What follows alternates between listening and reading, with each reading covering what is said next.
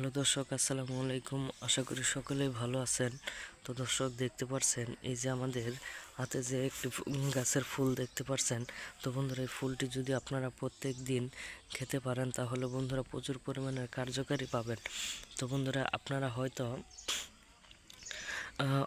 আপনাদের হয়তো মুখের মধ্যে ঘা নিয়ে আপনারা ঠিকমতো খেতে পারেন না, কিন্তু আপনারা অনেক ধরনের ওষুধপাতি খেয়েছেন কিন্তু কোনো প্রকার কার্যকারিতা পাচ্ছেন না।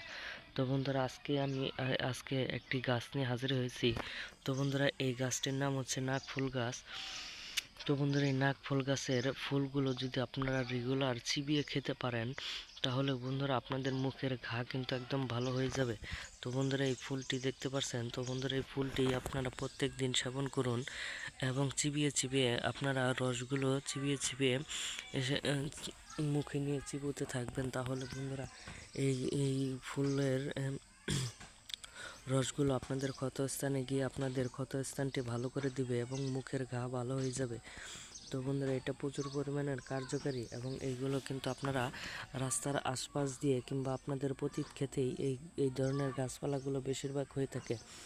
তো বন্ধুরা, আপনারা অবশ্যই এই গাছগাছালিগুলো আপনারা খেতে থাকবেন, তাহলে বন্ধুরা প্রচুর পরিমাণ কার্যকারিতা পেয়ে যাবেন। তো বন্ধুরা, আমাদের ভিডিওটি ভালো লেগে থাকলে অবশ্যই চ্যানেলটি সাবস্ক্রাইব করে দেবেন। ধন্যবাদ সকলকে, সকলে ভালো থাকবেন। আসসালামু আলাইকুম।